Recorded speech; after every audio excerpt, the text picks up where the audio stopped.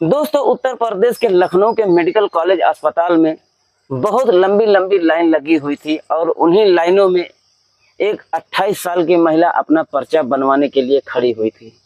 तभी उसके कानों में पुरुषों की लाइन में से किसी के जोर जोर से खांसने की आवाज आती है और वो जो आवाज होती है उस महिला को बहुत ही जानी पहचानी सी लग रही होती है। वो उसकी आवाज की तरफ जाती है तो देखती है कि उसका वह पति, जिससे वह 4 सालों से अलग रह रही थी, वह किसी बीमारी का इलाज करवाने के लिए आई हुई थी। दोस्तों, उसकी हालत बहुत ही ज्यादा खराब थी। उससे ठीक से खड़ा भी नहीं हुआ जा रहा था, बार बार उठ जा रहा था, बैठ जा रहा था। दोस्तों, उसको देखते ही हैरान रह जाती है। ऐसा लग रहा था कि वह 4 साल बाद नहीं, उसको 40 साल के बाद देख रही हो। दोस्तों, उसके पास जाती है, उसको संभालती है, उससे पूछती है कि क्या हुआ, ये क्या हालत बना रखी है। दोस्तों, वह उसको अपनी पूर्व पत्नी को देख करके जोर जोर से दहाड़े मार मार कर रोने लगता है और बोलता है कि मैं अब नहीं बचूंगा, मुझे बचाने वाला कोई नहीं है। मेरी अंतिम इच्छा यही थी कि एक बार तुमसे मिल लूं, तुमसे माफी मांग लूं। दोस्तों, उसके पैर पकड़ लेता है और गिड़गिड़ाने लगता है। सैकड़ों लोगों की भीड़ उन दोनों को देखती है। दोस्तों, वह महिला संकोच में आ जाती है, उसको संभालती है और अस्पताल के बाहर एक कंपाउंड में जाकर एक खाली पड़े बेंच पर बिठा देती है और उससे पूछती है कि क्या हुआ, ये क्या हालत बना रखी है, तुम्हारी तो एक परियों जैसी बीवी थी, वो कहाँ पर है, वह तुम्हारे साथ क्यों नहीं आई। दोस्तों, वह व्यक्ति रो रो कर अपनी पूरी कहानी बताता है। दोस्तों, बहुत ही इमोशनल कहानी है, बहुत ही दर्द भरी कहानी है। आइए जानते हैं पूरी कहानी इस वीडियो में। लेकिन वीडियो में आगे बढ़ने से पहले बस वही एक छोटी सी रिक्वेस्ट कि वीडियो को लाइक कर दीजिए और चैनल को भी सब्सक्राइब कर लीजिए, ताकि हमारा हौसला बढ़ता रहे और मैं आप लोगों को अच्छी अच्छी और नई नई कहानियों से रूबरू कराता रहूं। तो ज्यादा बात न करते हुए कहानी को शुरू करते हैं। दोस्तों, उस व्यक्ति का नाम संदीप होता है और उस 28 साल की महिला का नाम रचना होता है। दोस्तों, रचना उसको बेंच पर बिठाकर उसको ऊपर नीचे निहारने लगती है और ख्यालों में खो जाती है। दोस्तों, उसी दिन से ठीक 4 साल पहले की बात है। संदीप एक जहर की शीशी लाता है और रचना के हाथों पर रख देता है और कहता है कि ये लो, मुझे पिला दो, तुम यही चाहती हो कि मैं मर जाऊं, तो तुम अपने हाथों से ही मुझे मार दो। दोस्तों, रचना कहती है कि तुम पागल हो गए हो क्या। तो संदीप कहता है कि हाँ, मुझे पागल ही समझो, मैं उसके बिना नहीं रह सकता, उसके बिना नहीं जी सकता। दोस्तों, 2 साल पहले रचना और संदीप की शादी हुई थी, लेकिन अब वो किसी और से प्यार करने लगा था और उससे शादी करने के लिए रचना से तलाक मांग रहा था। लेकिन दोस्तों, रचना उसको छोड़ना नहीं चाहती थी, क्योंकि रचना भी उससे बहुत ज्यादा प्यार करती थी। रचना और संदीप की लव मैरिज शादी हुई थी, तो रचना उससे भी बहुत ज्यादा प्यार करती थी। लेकिन जब वो मरने की धमकी देता है तो रचना भी उससे कहती है कि आज तुम उसके लिए मुझे छोड़ रहे हो, कल को कोई और मिल जाएगा तो उसको भी छोड़ दोगे। तो संदीप कहता है कि सवाल ही नहीं पैदा होता, मैं अंजलि के साथ ही जीऊंगा, अंजलि के साथ ही मरूंगा। वह कहती है कि अगर उसने तुम्हें छोड़ दिया तो फिर क्या होगा।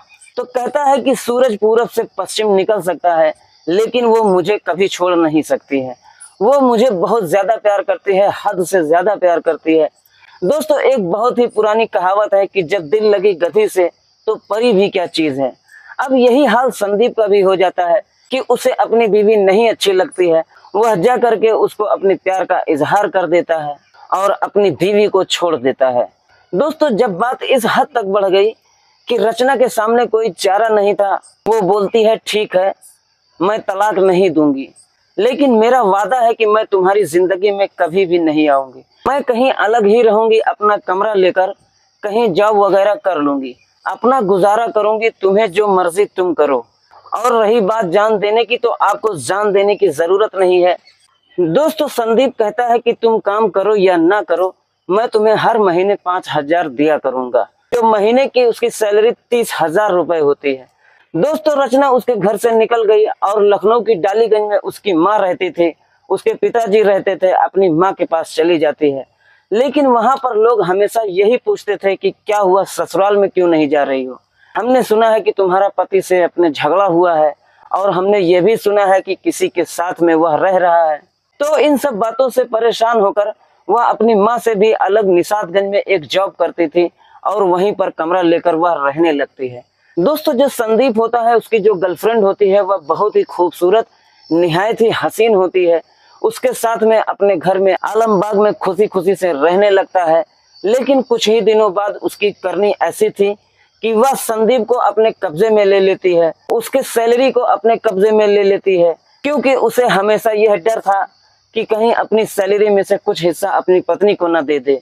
तो इसलिए वह जो उसे पैसे नहीं देती थी, और उसके इसी करनी को देखकर जो संदीप की माँ होती है, दोस्तों एक तो वह उम्र दराज महिला थी और ऊपर से उनकी अच्छी बहू घर से निकल गई थी और यह आ गई थी घर में। तो दोस्तों उसी सदमे में वह उभर नहीं पाती है और 2 साल के अंदर अंदर उनकी मौत हो जाती है। दोस्तों अंजलि जो है वह संदीप की सैलरी ले लेती थी और जो अंजलि उसकी पत्नी होती है वह सारा पार्टी सार्टी में उसके पैसे को उड़ा देती थी।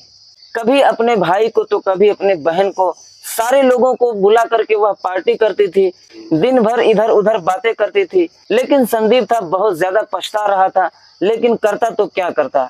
एक दिन अंजलि ने उससे कहा कि ये जो घर है बहुत ही मनहूस घर है, बहुत ही पुराना घर है, इसको बेच दो और चलो कहीं और फ्लैट लेकर रहते हैं। अब दोस्तों संदीप जो है अपना वो घर 90 लाख रुपए में बेच देता है और राजाजीपुरम में एक फ्लैट देख लेता है। जब फ्लैट लेने की बारी आती है तो अंजलि कहती है कि जो फ्लैट है वो तुम मेरे नाम लिखवा देना। दोस्तों जब यह बात वो सुनता है तो उसके पैरों के तले जमीन खिसक जाती है। वो कहता है कि फ्लैट तुम्हारे नाम हो या मेरे नाम हो एक ही बात है, लेकिन ये मेरे बाप दादों की जमीन थी, एक तो मैंने बेच दी है, अगर मैं अपने नाम लूंगा तो उनकी आत्मा को कष्ट नहीं होगा। तभी अंजलि कहती है कि तुम्हें अपने मरे हुए बाप दादों पर बहुत चिंता है, मैं तुम्हारे सामने खड़ी हूँ, तुम्हें मेरी कोई चिंता नहीं है, मेरी कोई फिक्र नहीं है। अब दोस्तों उन्हीं 90 लाख रुपयों के लिए वह संदीप के पीछे लग जाती है, उसके गले पड़ जाती है, उसका जीना हराम कर देती है।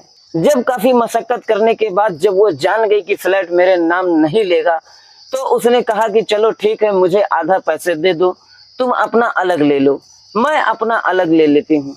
दोस्तों संदीप को दिन रात वह प्रताड़ित करने लगती है और एक दिन उसने कहा कि मैं पंखे से लटक कर अपनी जान दे दूंगी, तुम्हें फंसा दूंगी, नहीं तो तुम मुझे आधा पैसा दे दो। दोस्तों अंजलि जो है उसके सामने मरने की धमकी दे रही थी, तो संदीप हार मानकर वह 40 लाख रुपए उसको दे देता है, उसके खाते में ट्रांसफर करवा देता है। दोस्तों अंजलि 40 लाख रुपए ले लेती है और संदीप जो है वह 50 लाख का फ्लैट ले लेता है और उसके बाद फिर दोनों उसी फ्लैट में रहने लगते हैं। लेकिन अभी भी उसकी सैलरी लेती थी।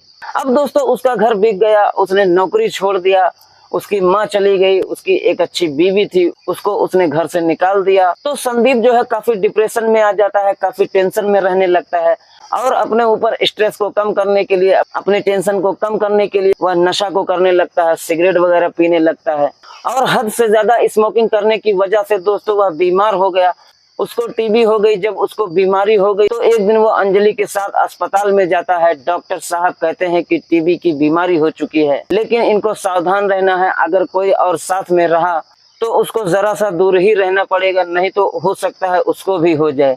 अब दोस्तों जब ये अंजलि बात सुनती है तो संदीप को फ्लैट में घुसने नहीं देती है। दोस्तों उसके लिए एक अलग कमरा ले देती है और कहती है कि तुम उस कमरे में रहोगे। दोस्तों संदीप की हालत खराब थी, वो कोई विरोध करने की स्थिति में नहीं था, लड़ाई झगड़ा करने की स्थिति में नहीं था, क्योंकि उससे कुछ समझ में नहीं आ रहा था। जो अंजलि है उसके लिए कमरा ले देती है और उसी कमरे पर उसको रख देती है, उससे कह देती है कि तुम्हें यहीं पर सुबह शाम रहना है, दिन रात तुम्हें यहीं पर रहना है। और एक होटल से सुबह शाम वह टिफिन लगवा देती है, खाना आता है और वहीं पर खाकर गुजारा करने लगता है। लेकिन वो और टेंशन में आ जाता है, वो टाइम से दवा नहीं खाता, मगर कभी कभार उसको फोन भी कर लिया करती थी, उसको जानने के लिए कि मर गया है या फिर जी रहा है। दोस्तों एक दिन वह अंजलि को बुलाता है और कहता है कि इतनी भयंकर मुझे बीमारी नहीं है, तुमने मुझे लावारिस की तरह छोड़ दिया है, मुझे पता चल गया है कि तुम मुझे जिलाना नहीं चाहती हो बल्कि मारना चाहती हो, तुझको सिर्फ दौलत चाहिए था, उसी दौलत के लिए तूने मुझे यहाँ पर छोड़ रखा है और उसी दौलत के लिए तुमने मुझे फंसाया है और अब मैं यहाँ पर नहीं रहूंगा क्योंकि मेरा यहाँ पर दिल घबराता है और मैं चल करके अपने घर में रहूंगा। दोस्तों वो कहती है कि घर में आने की जरूरत नहीं है, अगर घर में आओगे तो मैं घर छोड़कर चली जाऊंगी। वह बोलता है जो मर्जी, मुझे मेरी हालत पर छोड़ दो, मेरे घर को भी छोड़ दो, मैं चल के अपने घर पे ही रहूंगा। दोस्तों जबरदस्ती जाता है, अपने फ्लैट में घुस जाता है और उसके बाद वहीं रहने लगता है। लेकिन जो अंजलि थी ना उसे खाना देती थी, ना उससे कोई मतलब रखती थी, बल्कि अपनी माँ के साथ, अपने भाई बहनों के साथ उसी फ्लैट में उसकी तबीयत खराब रहती थी। एक कोने में पड़ा रहता था और वह धमा चौकड़ी मचाते रहते थे, क्योंकि उनके पास तो पैसों की कोई कमी ही नहीं थी। और दोस्तों संदीप के पास पैसे भी नहीं बचे हुए थे, इसीलिए वह अपना इलाज लखनऊ के मेडिकल कॉलेज हॉस्पिटल से मुफ्त करवा रहा था और अकेले ही जाता था, उसके साथ में कोई नहीं जाता था। तो उसी दिन भी वह अकेला आया हुआ था और जहां पर उसकी मुलाकात रचना से होती है। दोस्तों रचना को पूरी कहानी बताने के बाद वो रोने लगता है। रचना की भी आंखें भर आती हैं। फिर वो रचना से पूछता है कि तुम्हारा क्या हाल है, तुम्हारे घर में सब कैसे हैं, तुम यहाँ पर किसको दिखाने आई हो। तो दोस्तों कहती है ठीक है, अपना पर्चा मुझे दो, नंबर आ गया होगा, जाके उस पर डेट लगवा के आती हूँ। दोस्तों संदीप का पर्चा ले लेती है और वहां पर जाती है, 10-15 मिनट खड़ी रहती है, नंबर डल जाता है और उसके बाद वापस आ जाती है। और उसके साथ में एक नन्ही सी बच्ची होती है। जब वह सामने आती है तो संदीप कहता है कि यह कौन है। तो रचना कहती है कि ये हमारी बेटी है, तुमसे अलग होने के 1 महीने बाद मुझे पता चला कि मैं माँ बनने वाली हूँ, तो ये हमारी बच्ची है। अगर ये नहीं होती तो तुम जहर की शीशी जो दिए थे आज भी मेरे पास पड़ा हुआ है, मैं उसको पी के अब तक के मर गई होती।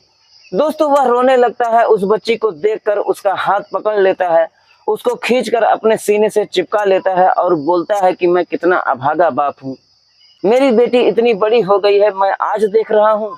उसके बालों को सहलाने लगता है, लेकिन तभी उसे ख्याल आता है कि उसको टीबी की बीमारी हुई है। उसको दूर कर देता है और बोलता है कि मैं कितना अभागा हूँ, अपने बच्चे का एक किस भी नहीं ले सकता।